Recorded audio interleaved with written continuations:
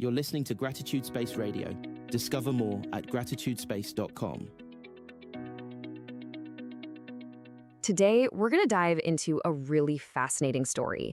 It's one of those moments that starts out completely normal, totally ordinary, but ends up showing us something huge about how our inner world can literally reshape our reality. I mean, come on, we've all been there, right? It's the middle of the night, you're just staring at the ceiling, and your brain decides, hey, now's the perfect time to think about everything. It's usually super frustrating, maybe even a little stressful. But what if that whole experience wasn't negative? What if instead of fighting to get back to sleep, a restless night actually became the source of a massive positive breakthrough? Well, that is exactly what happened in this story. So let's set the scene. Our story kicks off in a place that's probably going to feel very, very familiar to a lot of you. A guy named Lorne Kell wakes up. It's 1 o'clock in the morning, and he just can't get back to sleep. Why? Because there's a song just playing on a relentless, endless loop inside his head. And the song? Of all things, it's The Power of Love by Huey Lewis and the News. A total classic, but also the perfect recipe for a completely normal, slightly annoying late-night earworm. Nothing special seemed to be happening at all, or so he thought. And this, right here, is where the story takes a sharp, and I mean really unexpected turn. Okay, so normally, this is the part of the night where you'd start to get anxious, right? You'd worry about not getting enough sleep, you'd get annoyed with the song, with your brain, with pretty much everything. But that is not what happened to Lauren. As he was just lying there, listening to that Huey Lewis song in his head, a completely different feeling started to bubble up. It was this incredible surge of something powerful and really, really positive. And the way he describes it is just, wow. He says it wasn't an effort.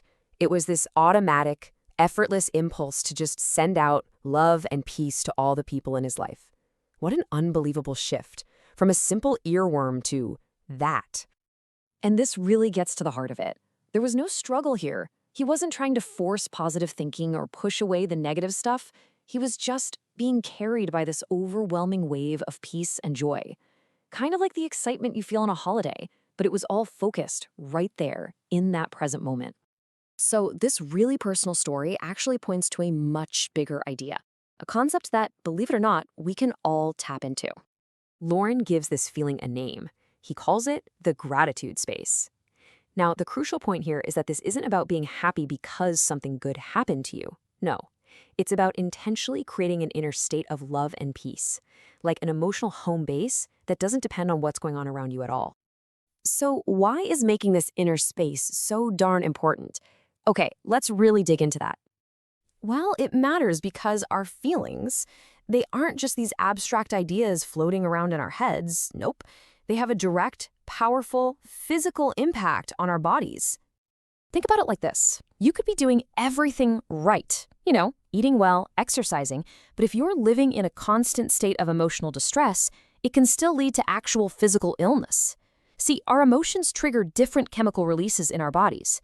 Chronic stress floods your system with stuff like cortisol, which just wears you down over time. But on the flip side, when you intentionally create that gratitude space, you're encouraging feel-good hormones like oxytocin and serotonin. This doesn't just improve your mood, it profoundly improves your physical health and your entire quality of life. So, the big question is, how do we actually do this? How do we build this space? Well, the source gives us a really beautiful and practical way to think about it. I want you to think of your inner world as a garden. It needs constant, conscious care. So step 1, you have to choose what you want to grow there.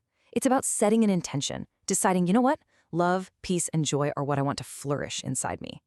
Then step 2, you become the gatekeeper. You consciously allow in the things that are going to nourish that garden. Uplifting people, positive media, maybe just time outside. And finally, step 3, you have to actively pull the weeds. This is not passive. It means you notice the negativity, the doubt, the fear, and you make a firm choice not to let them take root. It's a continuous, intentional process of cultivation. And really, that leaves us with a powerful question to ask ourselves.